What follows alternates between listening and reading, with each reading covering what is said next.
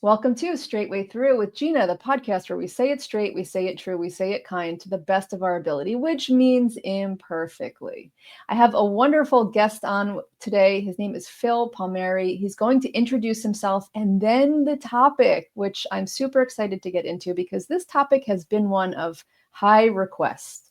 Okay, so Phil, first tell us, who are you? Again, so my name is Phil Palmieri, and I guess the best way I'm going to describe myself is someone who's a creative, who writes, paints, and just thinks a lot about creativity, putting things out in the world that are different. And as a result, we kind of came upon this topic about forgiveness, which when you drill down in a lot of literature and movies and things like that, you find that that is really the cornerstone of a lot of storytelling and our history. And most specifically, the question I had for Gina is, um, how do you have to actually first do you have to forgive people, and do you have to forgive people that are no longer in your life? And if you do, how do you go about doing that? Um, so, like, if somebody really has done you wrong or harmed you, you can say in your mind, "Oh, I forgive them," and then you can remove yourself from their life. You can live at a distance. You don't have to call, write, or see them ever again. And part of that feels very safe, but also part of that feels very passive aggressive as well. And then in talking to Gina, you wonder, do you really have to do more than that Mm, to really fulfill this notion of forgiveness that I think so many of us are raised on? It's kind of um, just almost a tenet of Western world, of Judeo-Christian society, where you have to forgive. Uh, mm, and if you don't, you're worse off for it. I mean, we hear this message all the time. mhm. Bitterness is, the corrodes the vessel that contains it, and things like that. So I guess my questions really were to Gina is like, do you have to forgive? How do Mm. you do that? Do you have to do it in person, a letter, an email, a text, or can you just send it out there in your own heart and mind, and then move on and not deal with these people who've done you wrong?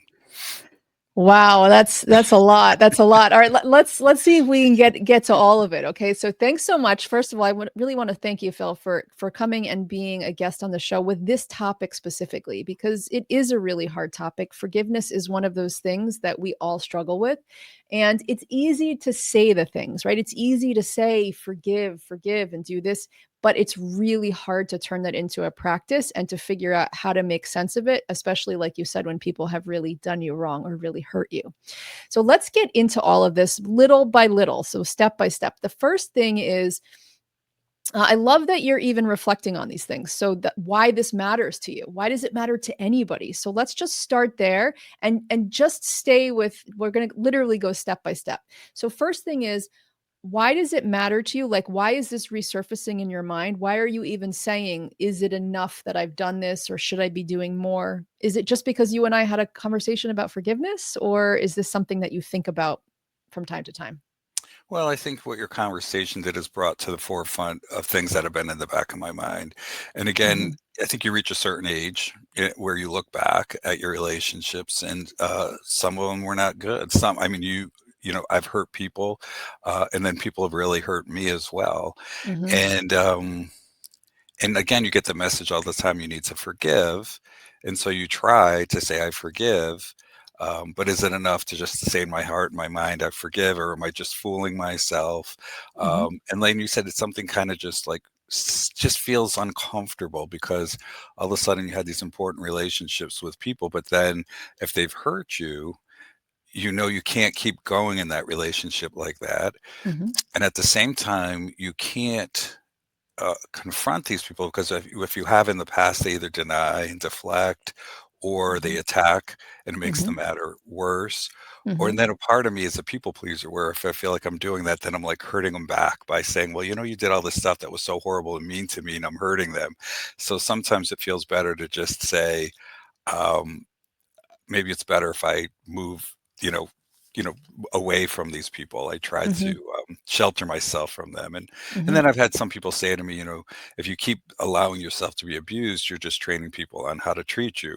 So you get Mhm. all these messages, but I think what it always comes down to is that we're all relationship based. I think that's what makes it so important for human beings. And when relationships go bad, and when you've been hurt or wronged, it's just tough to reconcile with that. It Very really is. tough. Yeah. Yeah. Yeah, I really do. I honor the toughness of it. And you say so much, and there's so many points in there that I want to get into conversation with. But we have to go little by little by little. So I'm not ignoring all of the things you said, but we've got to go step by step. So the first step, as I see it, you did answer my question. I said, what was it, something that you were thinking about, or is it just the fact that we had a conversation? What you said was, it's stuff that sits in the back of my mind. It's stuff that is in the back of my mind. And I think that's key. And that's really the starting place for this. And the reason why that's the starting place is you're asking a good question. Like, is it enough to just forgive someone and then create distance and move on with your life? Well, here's the thing. If you put that stuff in the back of your mind, meaning consciously or unconsciously, it's there. Think of your mind as, if we could think of your mind as one big place or one big room. Okay. And then there's lots of little, maybe there's bookshelves in the room, there's maybe corners to the room, there's drawers, there's dressers, there's all kinds of stuff in that room. And when we walk into that room, everything that's in that room has an effect on us, believe it or not, right? So meaning, like, even though the dresser drawer is closed and you can't see what's in there, let's just say you have stuff in the dresser drawer, it's packed full, and you leave it closed. When you walk into that room and you know, oh, I can't open that drawer because stuff is going to pop out, and I don't even open the drawers in that dresser. That has an effect on you in your life, right? Meaning, like, just imagine being in a room where you know, oh, I can't open that drawer over there, and I can't open this closet because if I do, things are going to fall out, right? And if I open the window's not working right. So if I open it, it's probably going to fall apart. So I'm not going to open the window. So when you're in a room like that, when you've sectioned off all these places, that has an effect on you. And that effect, even if you just say, I'm not going to look at that dresser anymore, then you have to not look at that dresser anymore. Right? Then you have to kind of like, it orients, it dictates how you're going to behave in that room. Now, let's imagine you can walk into another room, and you walk into that other room, and maybe it's just open space. Maybe there is no dresser. Maybe there's nothing in the corners. Maybe it's just wide open space. You're going to feel very different in that room. Or let's put a dresser in that room with drawers that have very well organized. They're neat and tidy, and you can open them up, and they're actually functional. You can find something in those drawers. You could take something out. You can use it. That's just going to have a very different feel on you as a person if you're sitting in that room versus sitting in the other room. Do you agree with that so far or not? Completely, yeah, and Okay. I like this metaphor, and I could take it further with you, but I'll let you finish until you No, want me no. to I mean, this is a chime in. conversation, so please, yes, take it further. So, alright, so you're taking that metaphor, so you go in that Mhm, room, which I completely, agree and mhm, understand, and because I think too often we do that in our lives. There's things that are uncomfortable, and we ignore them or hide from them, or just to, stay away from them and do avoidance. But say you go into that room and you know that drawer is full of, it's packed, but it's mhm, packed with a lot of nasty things. So if you, and it may or may not be real, but when you open that drawer, it springs out all mhm, these things that cut your skin. mhm, Um, oh, geez, things that cut your skin, things that could pierce your heart, um, and may or may not happen, but it has in the past. So then, mhm, what do you do? Do you mhm. Okay. open that drawer? Do you try to Okay. unpack it? Do you neutralize it? Do you come at it with guns blazing, Mhm, or do you just say, this is life, mhm, and some things are just going to be uncomfortable, and some things just need to be put aside, and you just move on. And that, the things in that drawer were for a different time and place, and I'm just going to try to live my life without those things and mhm, without that dresser anymore. mhm, mhm. Okay, and that's all. Remember, anybody can make a choice and they can do anything they want. I'm a big proponent of that, right? I mean, anybody can make that choice. But think about it like this. What's in that room stays in that room. So if you don't open that dresser, you don't touch that drawer, and you don't look at it, and you just you put tape on it, that big yellow tape that says stay away, then that's still that's think of it like this. That's a piece of that room that you have no mm, active relationship with. Hmm. Right? It's like no active relationship. So it's just like it's off limits. It's over there, it's off limits. No active relationship. Now, one of the things that we tend to do in our mind is we think, well, if we don't do this, we have to do this. And we go to the exact opposite, meaning, like you said, if you open that drawer, things may come out that are going to be very hurtful. Maybe you don't open that drawer right now, but maybe you also don't section it off with yellow tape. Maybe you go over and put a sticky note on that drawer and you say something like, tomorrow, figure out how to deal with the straw. Right. So like, meaning like there's middle ground here. Do you know what I mean? So we don't just open drawers when things are going to pop out and really hurt us. We have to handle that with care. And so I think there's so many good things that you've said before and so many directions I want to go in, but I've got to focus on one thing at a time. And the thing that's popping up in my mind right now is that we have to find ways to get to the middle ground. So it's one thing to say like, well, forgive or don't forgive, right? That those are like the two extremes. And while I do think it's important to forgive, and I can make the case for that, in all situations, that's different than setting boundaries. Mhm. Right? You can forgive and still set boundaries. Mhm. Boundaries are important. And so what we're talking about with that draw now, if we don't open it right now, we say, I'm not going to open that today, but I don't want that draw blocked off from my life. Meaning if I block that draw off, I'm actually blocking off a piece of my mind. So the things that I block off in my mind, like, sure, there might be bad things stored there. Like, let me give you an example. Let's say something happened to me yesterday and it was very traumatic. Mhm. And it's very hard for me to sit with it. Like I can't sit with it because I'm not able to maintain a place and a space and a being that functions well if I think of it. So I need to block it off. Okay. That's okay. That's like the immediate thing. But then the next day, if I keep going down that road, I'm losing access to that part of myself, not just the Mhm. thing that happened, but to that part of myself. Mm. And so what happens over time is now I've lost access to all these parts of myself because they are the space that contains those things, those traumatic things that happened. But if I don't want to lose access to those parts of me, then I have to find a way to deal with that in the right time, the right way. It's not a black or white thing. It's not like, oh, forgive or don't forgive, or, oh, like, deal with it or don't deal with it. It's like, how do I deal with this? And as we get older, like you said, we get older, we start thinking about things in different ways. As we get older, I think we get grayer, meaning like when we're young, we're very black and white, Mhm. usually, right? Mhm. Like Yeah. everything is black and white, black and white, black and white.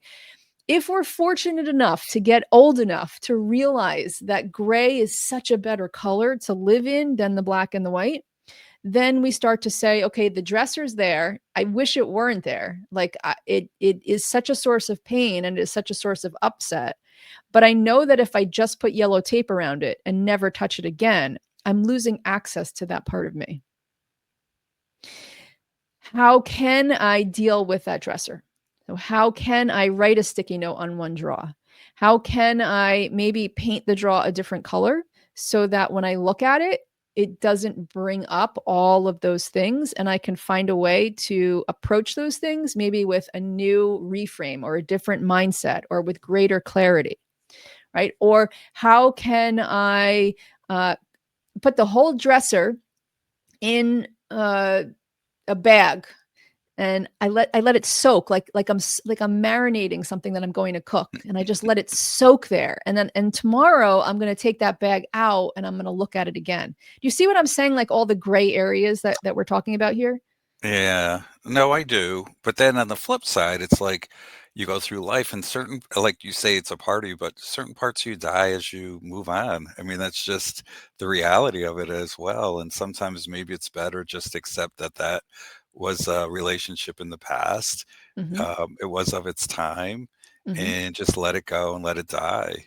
And maybe there's not a big difference between painting that drawer versus putting a big caution sticky sign over it. And maybe Hmm. sometimes the safer, better thing to do is just accept that dresser is no longer in your life, and that maybe it will dissolve and allow space for something else. Okay. And I think these are all great points and I love please keep saying things. So when you're not sold on something, I want you to keep talking about what you are sold on. So when you said sometimes things just die, Mhm. Do they? Do they die? So for me, in my life, they don't die. I might wish them dead.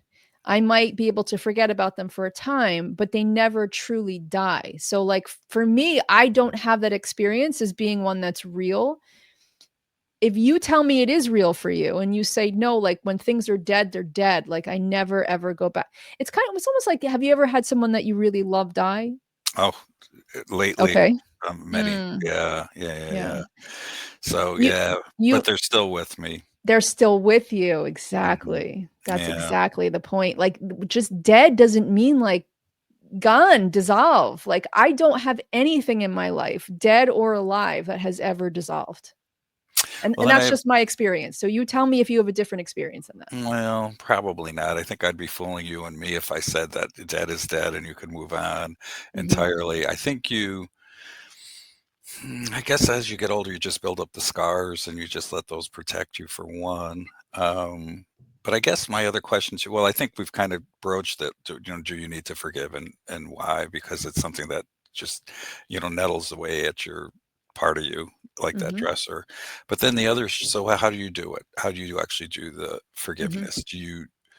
Can you really just say, especially if somebody has died where there's no other way of communicating, can you Mhm. really just say, sit down and say in my heart of hearts, I forgive you, but not actually encounter that person, not Mhm. because again, it doesn't feel safe. Mhm. Um, and you feel like you're only one or two things, you're either it's not going to be safe where you may Mhm. be attacked or you may be gaslit Mhm. and Yeah, and with those a are lot very of real denial. things. Mhm. Yeah, so, Mhm. like, how Mhm. would you approach those Mhm. if that's what you think is gonna happen? Mhm. Okay, there's so many good questions. Okay, it really is. It's so hard for me to narrow down and figure out which piece to address because you're asking so many good things. Number one. Let's go here.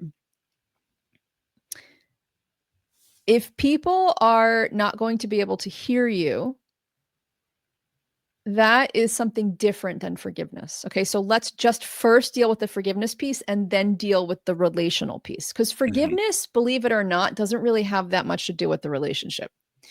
And I think, again, I think this is part of the mix up for a lot of us is that we think forgiveness means an open door to that relationship and that person, and it doesn't. Mm, Forgiveness is the starting point, it is the foundation for a new relationship. That's what I would say. So, for example, let's just say you decide that you're going to forgive somebody, and we'll talk about how to do that in a minute. But let's just say you decide you're going to forgive somebody. That forgiveness, if you go to them and you say, now they may not care if you forgive them or not, right? Everybody's in different kind of. If you could go to them and say, "I want you to know I forgive you," they might say, "I don't care. I don't even think you have anything to forgive me for," right? So I mean, like that's not necessarily always something that you're going to say to somebody. But let's just say that this is somebody who's going to receive that, and you say to them, "You know what? I've been thinking a lot about the things that happened." And I've come to a place where I want to practice forgiveness towards you because forgiveness isn't really an event.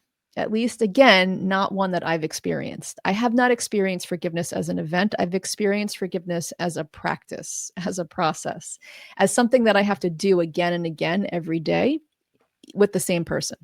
Okay, mm. with many people. So it's not like okay, I have forgiven. I have forgiven them. And then tomorrow I wake up and I've still forgiven them, right? Tomorrow I might wake up and be like, no, my body is holding on to this. I do not forgive them, right? How could I have said I forgave them yesterday? I Right. love So this. we have to understand, like, again, like we're not these black and white people. We can't just say we've forgiven someone. And then, like, it's almost like, have you ever said, okay, I forgive this person. And then the next day they do the same thing. And you're like, no, I don't. I don't forgive them. I don't forget. How can I forgive them? They just did the same thing. Right? So we have to really separate out what forgiveness is. First thing is forgiveness is a practice. It's not an event. Forgiveness is not necessarily the relationship piece. Forgiveness is you understanding that you need forgiveness. Like the reason I forgive other people is because I need forgiveness. If Mm. I need forgiveness, I need forgiveness. I can tell you that I need forgiveness. Okay. And I can tell you that I need forgiveness every single day, because every single day I wind up doing things that I don't want to do.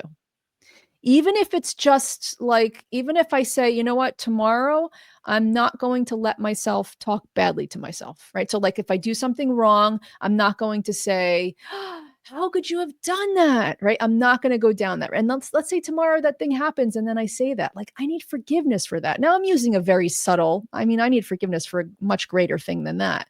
But what I'm just trying to give an example, right? Like, we set out to do things all the time and then we fail, or we don't do it, or we make a mistake, or we've done it wrong. Or again, if you live long enough, you can look back on your life and you can say, oh, how could I have done that? Mhm. Right? Like, I mean, I can't tell you how many things I can look back on in my life and they literally bring me to my knees like, oh, how could I have done that? Like, the pain is unreal, right? I need forgiveness for those things. And I didn't do them necessarily to be malicious. I didn't do them to be hurtful. I didn't do them to hurt anyone else. I did them because I didn't understand. Right. And Mm. I mean, I didn't understand what I was doing. For a lot of them, I didn't understand that I was actually hurting someone or something or myself. I didn't understand. And there's things, just like I didn't understand back then, there's things I don't understand today that I'm still doing that hurt people that I won't even know until 10 years from now if I'm lucky enough to have that kind of insight then. And Mm. so if I'm someone that needs forgiveness every day, which I am, okay, I need forgiveness every day, not just for the things in my past, but for the things I'm doing today that I don't even realize are harmful or hurtful. Then the only way that I get that forgiveness is by forgiving other people. Mm. Like, there is no other way. There is no other way for me to get forgiveness. So, like, this whole trend where people talk about like self-forgiveness, like, oh, I have to forgive myself. I don't know if you've ever tried to forgive yourself, but again, it doesn't work. Mm-mm. It's like, right? You wake up the next day and you're like, nope, sorry, I don't forgive myself. Right? It's And like, now that negative self-talk pops in. exactly, Yes. Like, who are exactly. you to forgive yourself? You are such an arrogant little ass. You're just proving what a loser you are. Aw, no, you see, and you, even for that talk, you need forgiveness, right? Because like, you're a Exactly. beautiful person. You're a beautiful person. And see the way we talk to ourselves? Like, Yes, I we know. need forgiveness for how we talk to ourselves. So here's the thing. When we have someone else in our life that has done something so hurtful, so harmful, like we just, oh, like we have been so hurt by it, we can find a way to realize that we've done the same thing. And I know the first reaction is no way, like it's not true. But here's how it's true. At the level of content, it may never be the same thing. Okay? It may never be the same thing at the level of content, but if you go underneath, I like to call it the under, okay? If you go underneath what they've done, you can find somewhere that you've done this. So let me explain this to you, okay? Let's just say someone in my life, um, let's say I'm going to, again, I'm using really trivial examples. Please understand that I have a lot greater things that have been done to me and that I need forgiveness for. Okay. But let's say someone trips me. Let's say I'm walking down the hall and they stick their foot out and they trip me and it's deliberate. Like they do it. And my first response is, how could they do that to me? I would never trip someone. Like, and I could really mean that. Like, I would never trip somebody. I would never stick my foot out and I would never trip somebody. So, right there, that creates a separation. They're here, they would trip somebody. I'm here and I would not trip somebody. But what if I go underneath that? What if I say, what do I think from my understanding? What's my best guess as to why they tripped me? And I come up with, I think they tripped me because they let's just say they were angry. I could give you a million examples. Let's say they were angry at me. I'm going to say they were angry at me and that's why they tripped me. They wanted to, like, they were angry and they wanted to get back. Have I ever been angry at someone or ever wanted to get back at someone? If I have, right, then like I can no longer say I would never do that because I would. It just would look different at the level of content. Mm. So do you see how when you have this perspective, when you look for the thing that's underneath, and I say under because I really want to make the case for that it's not just like, oh, go one level deep. You know, it's like you really have to look for what's buried underneath there. If you can look at why people do things, there's always a reason, like what drives that behavior, what drives people to do horrendous things. What drives that behavior is something that you have too. It's something that I have. Mhm. And if you and I have it, then how can we not forgive them for it? Because if we want forgiveness for it, we've got to forgive them for it. Well, I'm just going to make a couple comments and then I'm going to Yes. ask you a question. First, I like the idea that it's a process, I think, as opposed to an event. So that Mhm. is like a really a shift in my mind, which is wonderful to think of it as Mm. a process. It's kind of an aha moment, to be honest. The other issue, I understand what you're saying because I get to a certain degree when I think of the people who wronged me and I discuss it with other people and they're saying, don't make and they say back to me, why are you making excuses? Don't excuse their behavior. You Mhm. know, they have X, Y, and Z. They're mentally ill. They have a personality disorder, blah, blah, blah. Mhm. And I'm like, I'm not making excuses for them, but I'm trying to understand why they do what they do and what they Mhm. did. But you're taking it to another level and turning it and saying, well, and understanding it because I can relate to it because I've done it myself. The sticky point for me is I understand it. I've Mhm. had these feelings, but I have not lashed out or hurt other people the way they have. Mhm. And that's my sticky point. So it's like, to me, it's almost like flipping what you said to switch instead of saying, you know, like, yeah, I get angry with people, but I don't stick my foot out and trip them. I Mhm. punch a pillow. I take deep breaths. I Mhm. let them go about their lives. I don't do retribution against them. So comment on that.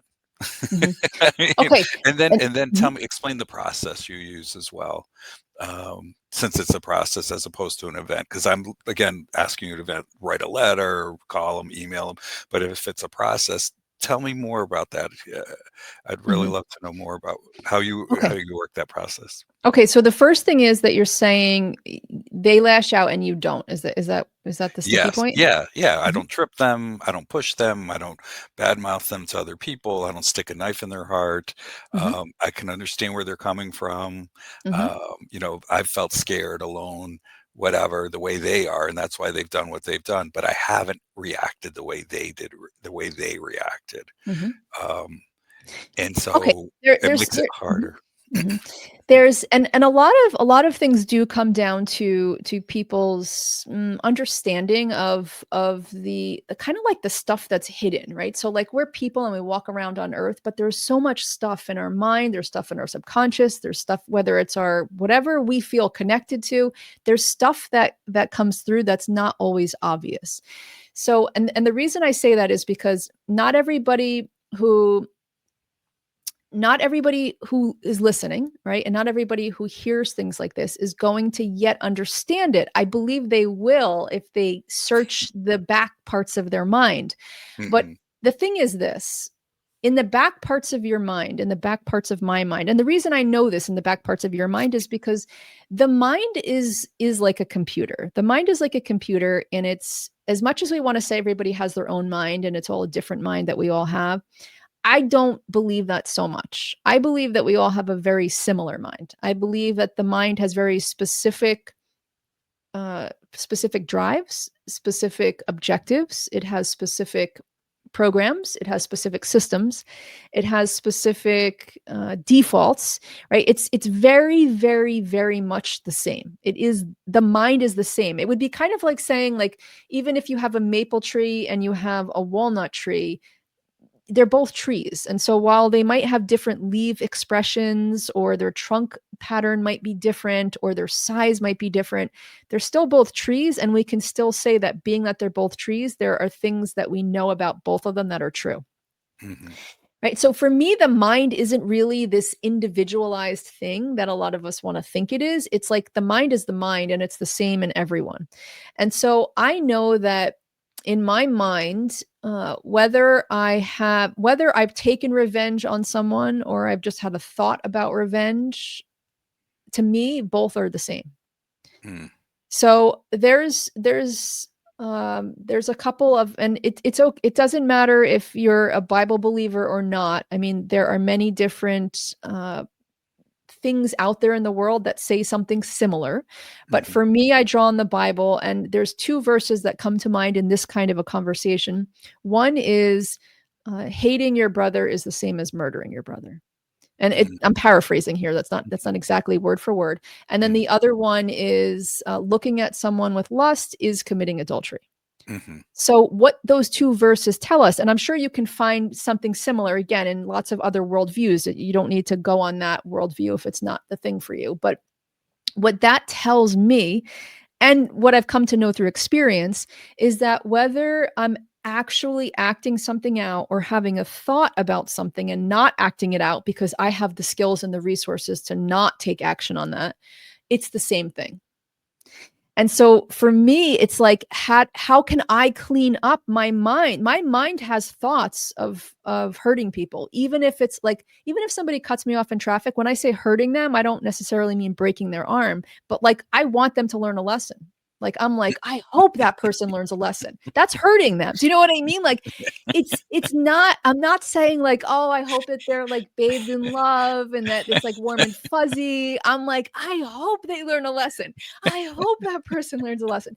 So you see, like, even if I'm not breaking their arm or doing something to like my mind wants retribution. My mind wants them to pay. My mind wants them at the very least to learn a lesson, right? I don't just say like, oh, let me be just, my mind doesn't say, let me be graceful. Let me show them grace. Let me, right? It's, it's something that we can create that, but like we can't ignore the underneath. We can't ignore the underneath, the anger, the frustration, the irritation, the wanting them to learn the lesson. So let's say I've never tripped somebody, like you said, like, or you've never lashed out. Like, have you ever lashed out in your own head? Have Oh, you ever yeah. have you ever lashed out on yourself? Oh, absolutely, of course. So you see what I'm saying? Like you've lashed out. Like even if you haven't lashed out on another person, even if you somehow have like the skills and the ability and the resources and the restraint and the discipline to not lash out on someone else, you're still lashing out on yourself and your mind. And that lashing out is actually the thing that the other person is doing too. They're just doing it to you. So they have less skill, less resources, less discipline, right? Less of all of that. Like literally it's almost like they've gotten less of those good things that you have, and that's even more of a reason to forgive them because they're operating from a place that is even less equipped to deal with the things that you and I are here talking about right now. Well, then this begs the next question I have for you. Okay. So basically, when you're talking about the two trees, they're different trees, but they're still trees, and there's a Mhm. commonality. And I do believe, and I think there's a commonality in human thought. And I think universally across cultures, I think just part of the human condition is relationships and how we feel about relationships and other people and how that manifests may be different based on what culture we're raised in, our age, all those type of things. But having said that, then, do you think it's even possible? Because I think the human condition is programmed to want to lash out. It's Mhm. programmed to want retribution. It's Mhm. programmed to want to protect itself. It's programmed to do those Mhm. things. Do you think it's even possible? Like, I mean, can we even do that? Or can we just, like I said, stifle it inside yourself? But can you ever actually not get pissed off? Mhm. Even if it's at yourself, can you not be punching a pillow, screaming at the top of your lungs, let Mhm. alone, hitting somebody? Is it possible? And Mhm. if it is, how do you do it? Mhm. Mhm. Is it possible? Perfectly? No. Mm, Imperfectly? Yes. Okay.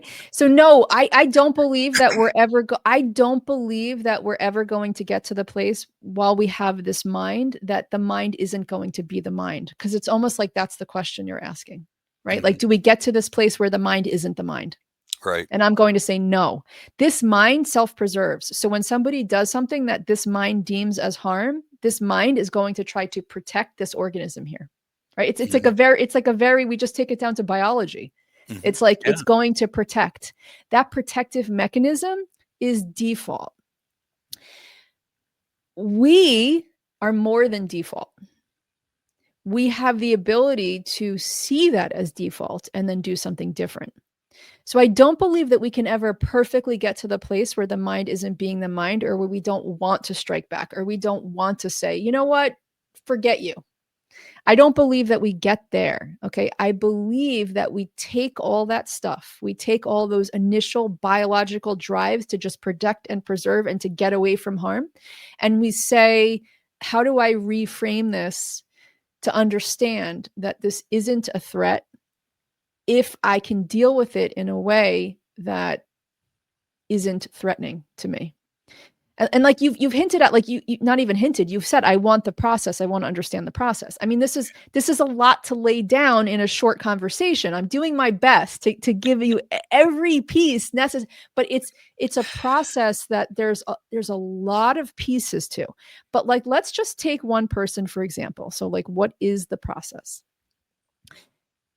The process is to look at what that person has done to you and find the thing underneath, the commonality, find the under, find the thing. So if that person lashes out and you don't lash out on other people, say, where do I lash out? Oh, I lash out on myself all the time.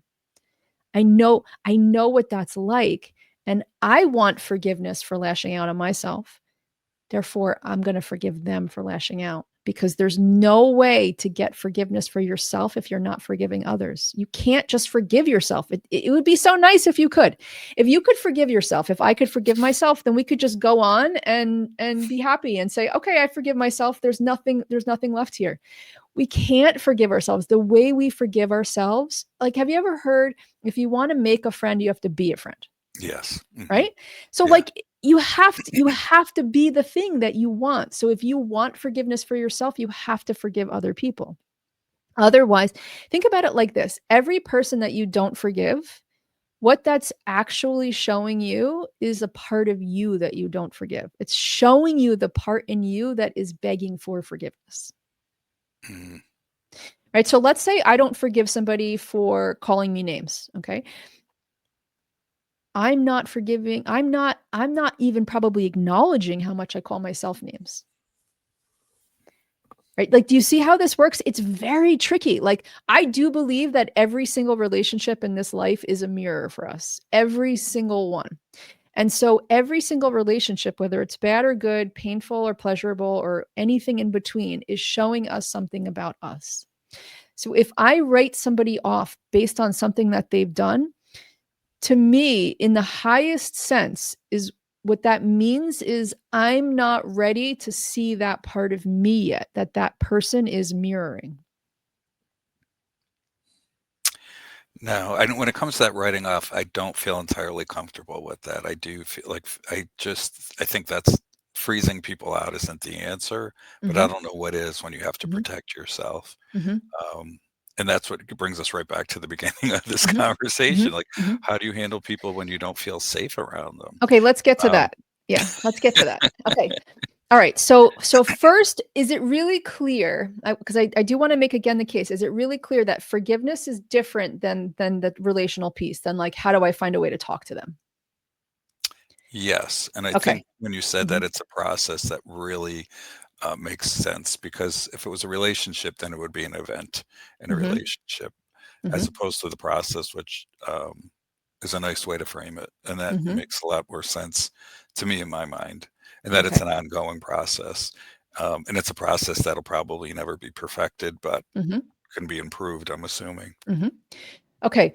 Let's say you have someone in your life that is very hard for you to deal with, because we all have those very hard to deal with people. Forgiving them is something you do in your time. You don't even have to mention it to them. You don't even have to have the conversation with them. You can if you want to, but you don't have to, okay? That's separate, okay? So let's put the forgiveness thing over here. Now, how do you deal with that person if you don't want to lock them out of your life, okay? Here's how it looks. You do have to take a very honest look at their behaviors and their actions and what they do and what they say. And you do have to, in your own self, decide what kind of boundaries are necessary. Meaning, if someone's going to punch me in my face every time I walk within 10 feet of them, I'm not going to walk within 10 feet of them. Maybe I'll walk within 12 feet of them. right? See, Mhm. that's different than saying, I'm not ever going to go near that person again or put myself in their presence again. It's saying, no, every time I walk within 10 feet of them, they punch me in my face. Then I'm going to say, okay, I am never going to walk within 10 feet of them until I can walk within 12 feet and 11 feet, and until they are willing to work on trust with me to the point where I would even consider stepping into that 10-foot circle again. Mhm. So now, how does that look on a practical level? Every relationship, I believe, is an opportunity for us to invite that other person into a better relationship with us. Because think about it like this. Imagine I've done something to somebody in my life and they decide, that's it. I cannot believe that she just did that. I'm done with her. And they cross me off. That is that is them not having their best interest in mind or my best interest in mind. Because what if that person became like a master negotiator? I like to say, like, we all should become master negotiators. And usually it doesn't mean what people think it means. A negotiator is someone who's looking for the best possible thing that two people could come to, that people could get to. So let's say again that that person decides, hey, I'm not going to write her off and I'm not going to stay silent about what she did. I'm going to approach her and I'm going to say, hey, Gina, here's the thing that happened yesterday that I feel really upset about. It really, really has hurt me. There's a part of me that wants to write you off. Okay, but I'm not going to do that because I believe in the practice of forgiveness. And so I'm working on forgiving you. And I believe that it's my job, it's my duty as a person in your life to call you into a higher relationship. So I would like for us to be able to have a conversation about what that higher relationship looks like for us. Is that something that you're willing to do? Now I may say to them, nope, get lost. Okay. Mhm. Or I might say to them, well, how would we go about doing that? What would that look like? How can we define those terms? Right. Or I might say, yes, that's a fabulous idea. Let's do it. So we can't decide how other people are going to respond to us, but we can always invite them into something higher. And to me, that is how I approach all of my relationships. I'm talking about the ones that are a constant source of pain, right? So they're a constant source of pain, right? That person does things like you're mentioning, right? Where they get defensive, all those terms that are circulating out there. I don't like to use the term so much because then I think it takes us away. I mean, they're good. They're good for us to understand each other. But beyond that understanding, I don't want to be using those terms with that person. I want to actually be telling that person what they're doing because that will give them the context and the understanding. So once I say to them, hey, this is what's happening and this is what I feel really hurt by. And that's my responsibility, by the way. It's I'm not putting any of this on you, right? Because hey, I don't know, like who's to say who's right or wrong, but I don't like being punched every time I walk within 10 feet of you. Okay, that doesn't feel good for me. Could we work on having a different kind of relationship? Would you be willing to do that with me? Now, if they say no, I have to decide what my next step is. If they say, well, what would that look like? Then I say, well, let's talk about together what that would look like. Right? It's like it's going to depend on every relationship. I'm going to give you another example. Sometimes talking is really hard. Sometimes Mhm. when two people get in a room together and they start talking, Mhm. like it escalates quickly. Both people are emotionally charged and it goes nowhere fast. Yeah. Then don't do that, right? That's like walking in that 10-foot circle. Don't do that, but find a way to communicate that you can. Maybe it's through text message. Maybe it is through writing letters. Maybe it is through sharing videos with one another. Maybe it is through seeking out a counselor. And by the way, I don't even think that all people should be sitting down with a counselor because sometimes that's even unmanageable. If you have Mhm. two people that are very heated with each other, a counselor is just gonna add to the drama. Meaning like they're just gonna be two people fighting there, and the counselor is gonna be trying to break it up. It's a disaster. So maybe you don't go to the counselor together. Maybe you find a counselor who will see you separately. And Mhm. maybe you work separately for a year or two or three or four before you even sit down together. You see how, like, all we're talking about here is gray, gray, gray, and more gray. It We sh is, and it is and it's not, because if you have a lifetime experience with some people, Mhm, and you see a pattern of behavior and it just mhm, hasn't changed despite mhm, the way you approach them, like, I do mhm, agree, that you have to change the way you approach people, mhm, in hopes of finding a way to negotiate or to live with them or whatever, but when you've done that, and again, and I know you're not crazy about, like, labels, but I think in some ways they're important, but when you've done that with some people, especially people who I think are really limited by a personality disorder, not just a trait, I think a mhm, full on disorder. Um, mhm, and I feel sympathy actually mhm. for some people that they've caused a lot of destruction in their life, but they just lack the insight into it. And I think for me, I just don't know if there's any way I can enlighten Mhm. these people as to why there's so much destruction in their life and why they've driven me away. Or But am I you don't just have to. It's not your well, then job. It's not no, your I job. know, but at the same time, then it's almost impossible to have a relationship with them. Okay, would And would you be willing to role play? I know everybody hates role play because it's like, "Oh, no, I don't wanna do this," but it helps so much. Meaning, like, you can be them. You can have okay. the I'll be you, you be them. Okay? So you get to be exactly like they are, and I'll be Okay. you, okay? And you'll just see how like, what does it really look like to be dealing with someone who is steeped in pattern, alright? Because here's one thing I wanna say too.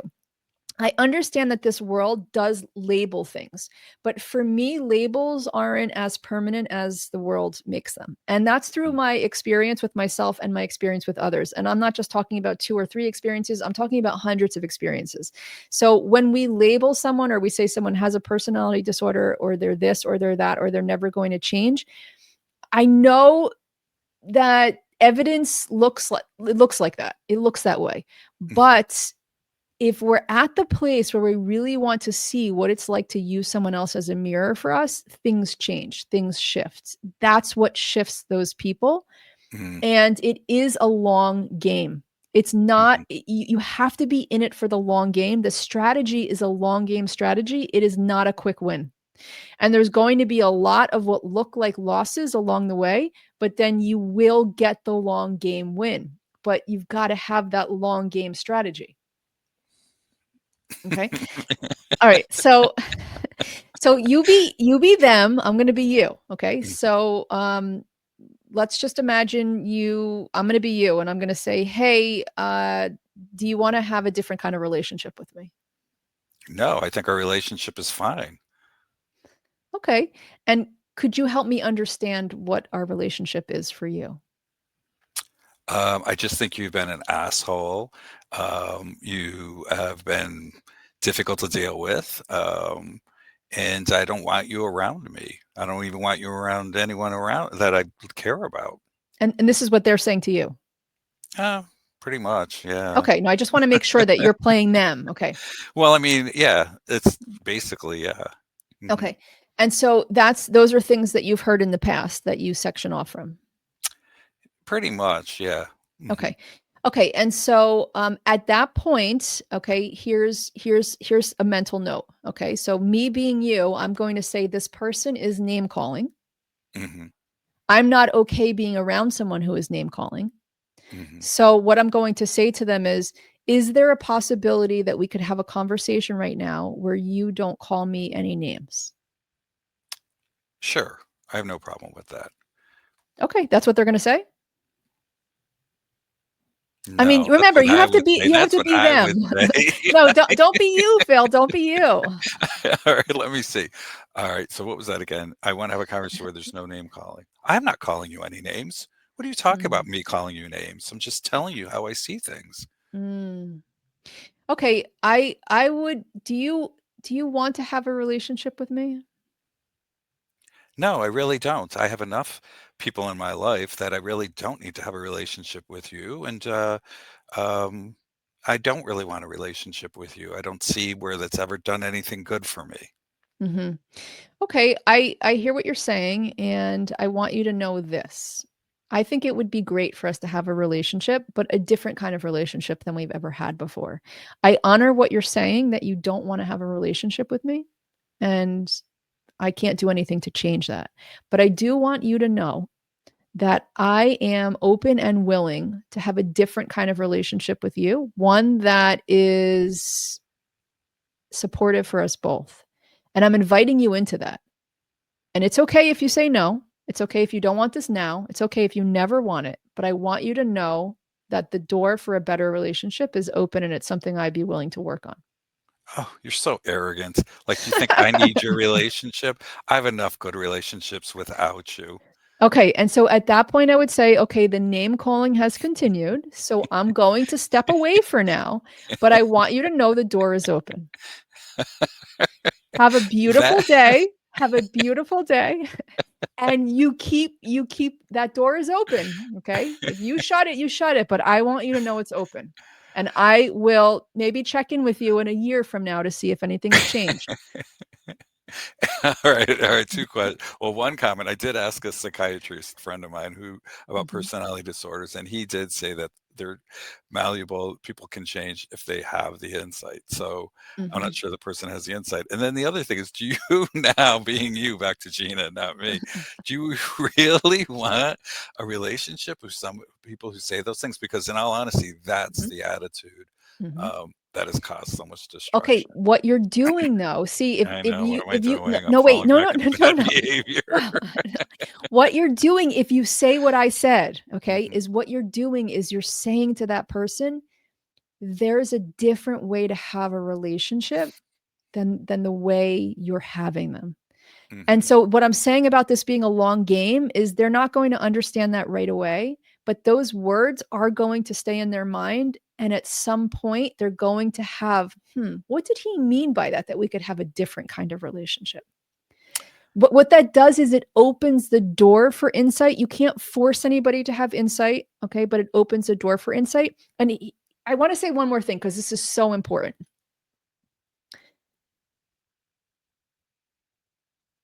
What I have come to realize overwhelmingly so is that everything that I see and say about another, meaning like if I see someone in my life who has no insight, okay, this goes again, it's back to the thing with forgiveness. It's back to the like recognizing in someone else what's in me. The common thing to do is to say, oh no, I have insight. Like I have the ability to reflect. Like people have told me that. I know that I have the ability to insight and they don't. If you're at this level, okay, which I do think is a deep level that most human beings are not interested in, but if they are, life gets really fun and you start to understand you have more control than you think you do. If you get to the level where you say, everything is a mirror for me. So, me seeing this person who has no insight, no, it's not a direct one on one mirror like the one you look into to fix your hair every day, but it's the kind of mirror, it's showing you that there is a part of you. It might be a small part, it might be 0.001%.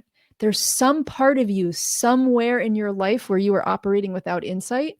So, it's almost like you having them as a mirror is you telling you to find that place in you. I'm going to give you another example. I see a lot of times, okay, I have, when I look back at the people in my life who I have tried so hard to get them to see something, like really hard. I mean, Mhm, like, like it felt like life or death. It literally did.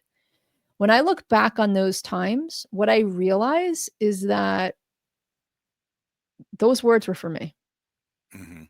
I was trying so hard to get myself to see something that I could not see, but I thought it was about them because, of course, they weren't seeing things, right? I mean, they're my mirror. Like they were showing me overwhelmingly. It's almost like we need to see things overwhelmingly for us to even take it seriously. So when life shows us something overwhelming, like a person with zero insight or a person who is in spiritual danger, whatever it is, whatever we see in them that we feel is like, it's so paramount that we get in touch with them and we tell them and we try to open their eyes and we try to get them to see. That is like our mind trying to, I don't even think it's our mind. It's not our mind. It's our deeper self. It's beyond the mind. Our deeper self is trying to get ourselves to see that part of us that is operating in that place. So again, when I see someone in my life, which I see all the time, like, oh, this is so, why are they have no insight? Let's go with that because believe me, there's people in my life who appear to have no insight as well. Okay. And when I say they have no insight, they have no insight, they can't reflect, they have no insight, they have no ability to look at themselves. None. And like, how can you get anywhere with someone who won't look at themselves? Right. That's Hmm. what I say in that moment is, what part of me right now is not seeing a part of myself? I have to ask myself that question. And when I Hmm. do, I get an answer. Okay. And then that thing that they're expressing isn't so overwhelming to me anymore. And I actually have a different access point in. Mm. Now, I mean, look, you bring up really good questions, Phil, and you're clearly a deep thinker. So like, I mean, this episode so far has we've it's very deep. It's way deeper and more reflective than most people think about these things. Mm. Okay? Because um so we've said a lot. Like we've said a lot. We've said a lot, and I have to make the case for that because it's easy to just skip over all this stuff and think, meaning just meet it at the surface level. But everything that you and I talked about here has so much depth for us to go deep into. And when we get into that depth, we start to really make sense of all these pieces in our life. They Hmm. start to have different meaning. And we start to see that the characters in our life are more than just the characters in our life. They're showing us something. It's like it's like a secret mirror. It's like an X-ray mirror. So imagine, you look in a mirror and you see like your nose and your hair and your eyes, right? This is people, relationships are like X-ray mirrors. They're showing Yeah. us what's inside on a very deep level. And it's not Right. easy to get to those depths or to understand those depths. But if we treat our relationships as that, then we start to fall away from like so much looking out and we look in more. Yeah. I have a good friend who says you spot it, you got it. And I think that Yeah, sums it up. right. Just again, it's always comes to me back to like the safety issue. Like I feel like if you open that door to some people, they're Hmm. going to walk right through it, use you again. Um, and I just feel like you have to protect yourself against that. Hmm. And just perpetrate the bad behavior because they think that you have given them the go ahead. Kind of like you Hmm. said sometime, I think earlier, that forgiveness doesn't mean, Mm-mm. that the relationship is back the way it was. Hmm. So I think that's the thing I really wrestle with as well. Exactly. That's why I keep separating it, because I really do think that forgiveness is forgiveness and then relationship is relationship. And forgiveness does not mean that you go back to that relationship. Forgiveness means I forgive them. Think about what forgiveness actually means. Forgiveness means that you don't carry the resentment of yesterday into your next conversation with that person.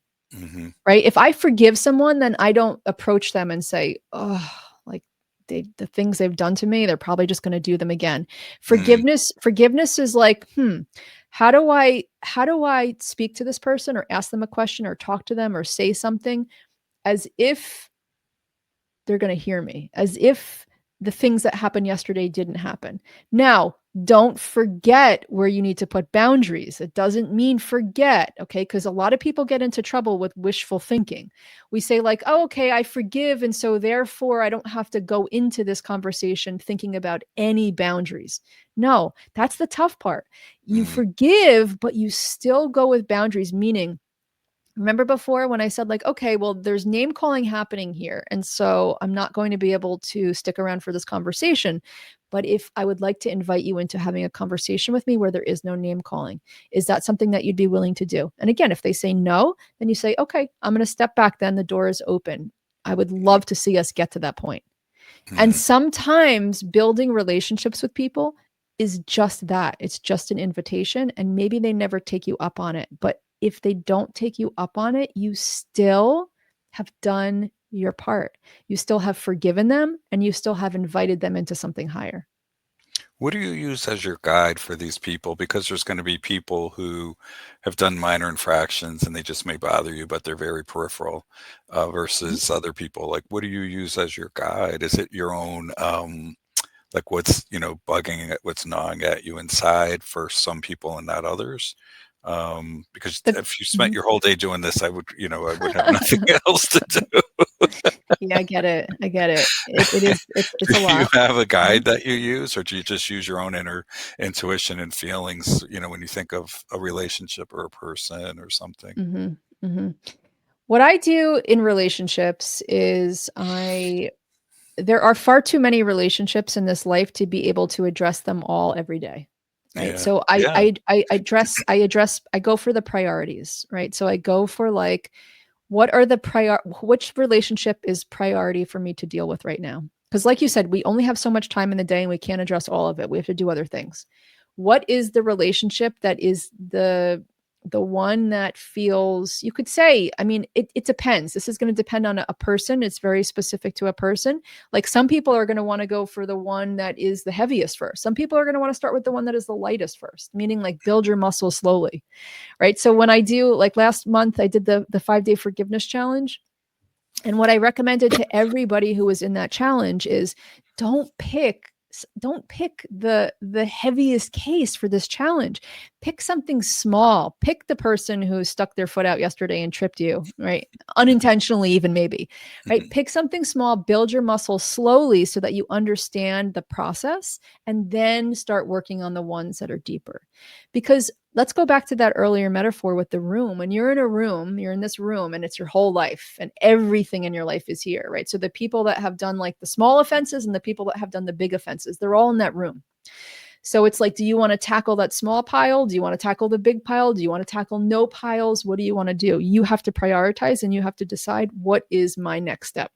And once you know what your next step is, once you know the pile to look at, you get the resources and support that help you do that, right? So it's like, and I mean, that might be having a counselor, right, or someone to help you. It might not. It might mean like um, journaling about it for 15 minutes a night for a week to see what your next approach is. What I mean is like, we're emotional beings and we can't deny that. So we can't deny that we need to feel emotionally like safe or that we're not in a good state. So when I say get support, what I mean is like, make sure that you're finding ways to support yourself through this. Like don't like go in with like that idea of like, I'm going to just handle this. It doesn't, take your emotional well-being into account and Mhm. ask yourself, what would be supportive for me as I look at this? Like maybe it is a counselor, maybe it is a coach, maybe it's someone to just, counselors and coaches do some different things, right? Counselors more go into the past with you, coaches more help you move forward, meaning like, what Mhm. are my next steps? How do I communicate? What's the process I want to take? And I'm not saying a counselor couldn't help you with that also, but what I mean is you have to decide what you need emotionally in these situations, and then you get that support for yourself. Whether it's by asking the help of someone you know, maybe it's a friend, maybe it's a counselor, maybe it's a coach, maybe it's your journal, maybe it's prayer, right? So it's like you have to decide what that next step is for you in order for you to feel like you're supporting your emotional well being. Well, that makes sense. Yeah. Because that's important. I mean, No, it is, and again, I yeah. think it gets back to the process and as opposed to one right or wrong Mhm. way. Mhm. Um, So, can I share, like, because I think it's really brave that you're even asking these questions, like I do. I mean, I think as humans, we have like one of two choices: either deal with these things courageously or just put them on the shelf and don't deal with them. You know what I mean? Like those are our two options. And sometimes we have to put things on a shelf, like in the immediate. Like if we have to get through today and it needs to go on a shelf today, we put it on the shelf. But then tomorrow we say, do I want to keep that on the shelf or do I want to start to look at it? So I think it's really courageous that you have these questions. And I want to say that, don't, the mind tells us a lot of things. The mind tells us like that we have to do things fast. The mind tells us that we need to make an event out of things. The mind tells us that in order to be, X, Y, or Z, we've got to do this. Remember, you don't have to do anything. You don't have to do anything. Right. And maybe for you, you feel like if you feel like the most courageous thing is to not do anything right now, then don't do anything right now. Like you are the judge of that. You have to be the judge of that, not anybody else. So the fact that you're asking these questions is a sign that like it's in the back of your mind, like it is in the room with you and you see it and we don't want to ignore it, but you don't know what to do with it. And I mhm. want to just say that by having this conversation today, you've done something courageous already. Like you've started the process. Like you're thinking about it, you're reflecting on it, you're talking, you're asking questions, you're listening.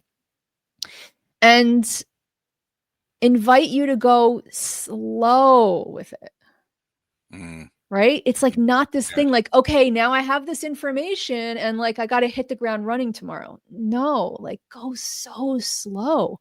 Like maybe a week from now, take out a journal and write for 15 minutes on like what you remember from this conversation and what you want to move forward with, Hmm. or what you're struggling with or where you could get support. Yeah. No, I do journaling already. I do, and I find that helpful some ways, and other ways not so much. I don't Mhm. know, because I'm Mhm. writing so little nowadays, so that's Mhm. just kind of like an obstacle. But I do, I do think that that is helpful, and I do appreciate the fact that you're saying do it slow, because sometimes when we've had conversations in the past about this, I feel like, oh, I'm lacking something, or I should be Mm-mm. acting, and Mhm. I haven't been, and it's just more damaging, and. Mhm. Uh, Yeah, and it's kind of interesting. I Mhm. mean, one of the things that it makes even more sense. My mother always used to say, when people treat you wrong, and she's like, "Well, they're hurting inside." Mm. You know what I mean? And that kind of right there sums up, I think, so much of what you've already said. Mm. Yeah, Exactly. yeah, People are hurting so much, including you, including me. I mean, like we're mm, all hurting. It's hard to have a life where we're not hurting. right. And it's such a beautiful perspective to have that perspective. So I mean, that was amazing that your mom said that. And Hmm. it's amazing that you've taken it in because it really is true. Hmm. You've heard hurt people, right? And that is the ultimate truth. When you are hurting, it's not that you are necessarily consciously hurting someone, even though it's hard to believe that they're not consciously doing it, because it's like, how could they not know they're hurting someone by doing these things?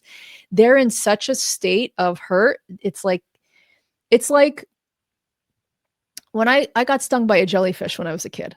Mm. Okay. And it was like from both hips, from top to bottom on both feet. Like just my legs were in so much pain. I don't even know if it was a jellyfish. I don't know what it was, but it wasn't just like a sting. It wasn't like a localized like point. It was like all of a sudden my hips on both sides, all the way down to my feet, were like on fire. And I mean, this is what just came to my mind. So this is the story I'm sharing. When I was in all that pain, I remember like I didn't know what to do with myself. Like there was nothing I could do. And I remember I went back to the hotel room and I kind of remember like I don't know if it was like siblings that were like sleeping on the floor. I don't know what was happening, but like I was like stepping on people. I was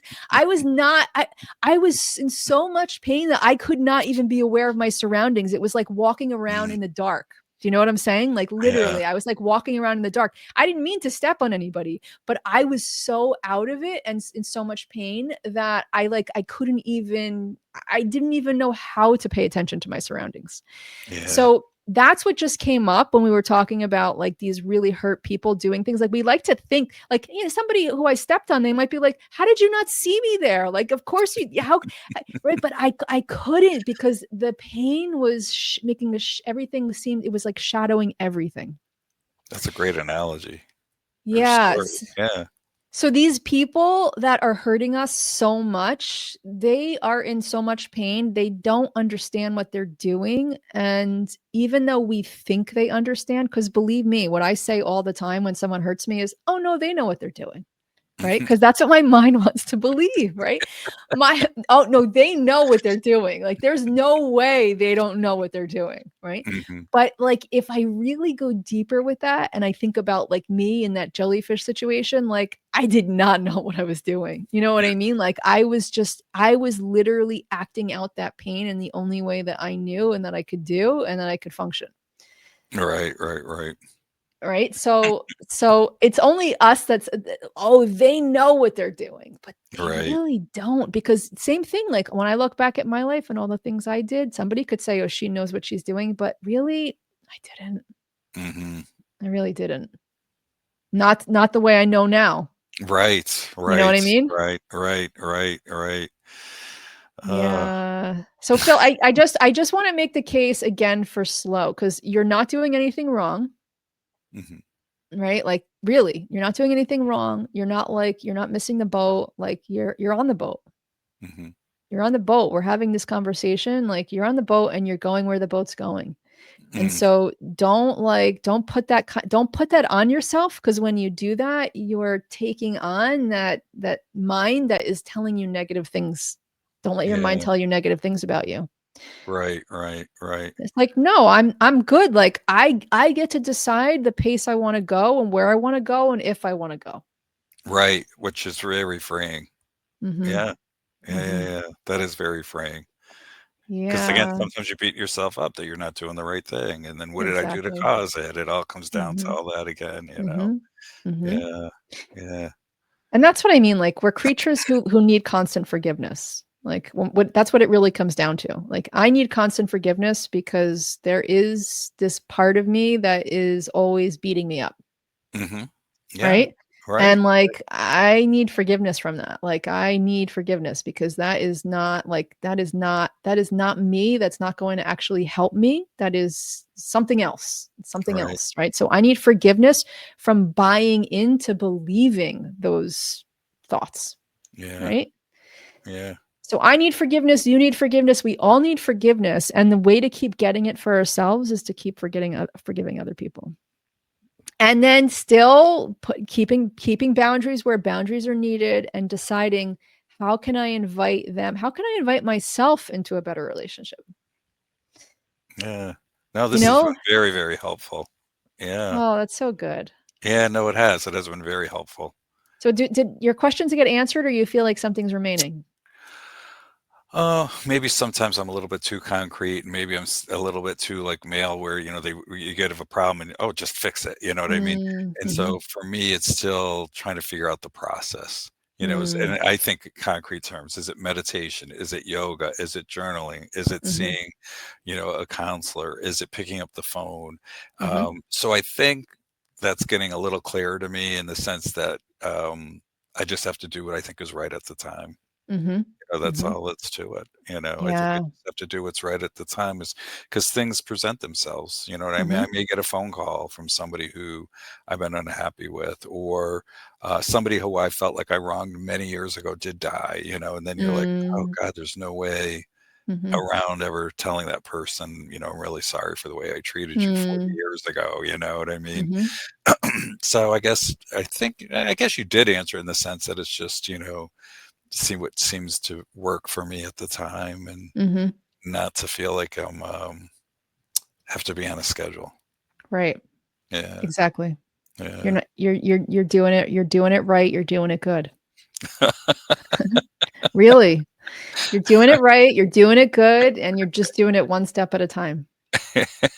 I guess that's the best we could all hope for. Yeah, and because what happens is, like, all the things that we hear from other people in our life, like, all of the criticisms and the judgments and the name calling and all that stuff, it replays in our mind, and we say it to ourselves, right? Mhm. And so, like, so sometimes we have to say, like, "No, I'm not gonna believe that thought. Like, I am doing it right. Like, this is okay. Like, I am going at my pace. Things." And I think it's great that you're saying, "What could I do? What could I look at?" Do you ever pray? Oh, yeah, all the time, every Okay. night. I even pray for the people who wronged me. I really do. Mm, mhm. Yeah. It's so I beautiful. yeah, Yeah. It's a yeah. really beautiful thing to do, and if you have a picture of the person who wronged you and you can look at the picture and pray for them, I do find that that also helps to soften something in my heart when I do that. So, Mm, like, maybe I can't even maybe I'm that's the case I wanna make. Like, forgiveness doesn't mean you just can see somebody. Maybe I forgive somebody, but I can't even see them right now. Like, literally, if I see them, my stomach turns. If I see them, like, I start to shake. If I see them, I don't feel good, right? So, I would not say I would walk into that situation. What I say is, maybe I'm ready. Maybe it's time to take a picture of that person and look at mm, that picture and feel my feelings while I say a prayer. mm, Maybe I can only look at it for a second and then I need to remove it. Maybe I can look at it for 2 seconds. But it's like, go really slow. But I think it's amazing that you pray, and what I was gonna say is, it's really helpful for me, at least, to pray for, like, what is my next step? Like, because mm. we don't know. Like, it's hard to say what our next step is, and sometimes this world will pull you into things being your next step that won't really help get you anywhere. Right, You know what right. I mean? Like, you Yeah. might wake up tomorrow and get an email from someone that says, like, "Hey, uh, zucchini is the answer to all your problems. When people eat zucchini, they all of a sudden feel forgiveness in their heart. And then you're like, oh, that must be it. That's the sign. Right. But I like to say, like, not every open door is a door to walk into, and not every closed door is the one that we should walk away from. Right? That's very Because nice. it's Yeah. like, if I just go with open doors, like, those opportunities aren't necessarily the right path. Like, what if the right path for me is to sit at the base of a closed door and knock once a week? Mm. That's a good way to put it, because sometimes I see closed doors and I say, "Well, they're not meant for me," and I move on, and I'm like, "Oh, that Right. door's open. That's the way to go." Right. I know. I used to do that all the time, all the time. And Maybe now that when I see an open door, I'm like, "Uh-oh, I don't know." Like, it almost feels like a trap to me, the open doors now, because I'm like, it's like so inviting and so easy to step into. It's like, but do I really want to step into that door, or the other door over there that's closed? Am I being called to just sit at the bottom of that door? Maybe I don't even knock. Maybe I sit at the bottom of the door and I write a note and I slip it under the door. Maybe right? Maybe I sit at the bottom of the door and I say a prayer.